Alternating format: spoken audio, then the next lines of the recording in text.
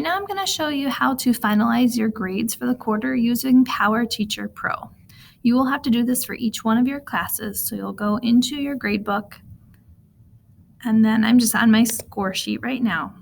But what I need to click on over here at the left is the grading tab, and then go down to under grades where it says traditional. So I'm going to click on traditional. And then at the bottom, of course, after I've checked my grades, made sure that they're all correct, I'm going to click at the bottom that says final grade status. And then come back up to the pop-up box. It says quarter one final grades are complete. I'm going to go ahead and check that box. And then I'm going to push my green save button to verify that my grades have in fact been finalized. I will need to go then to each one of my classes. I'd select my next class and go through the same process to finalize your grades for the quarter for each class.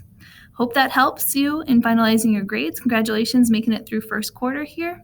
Have a great day.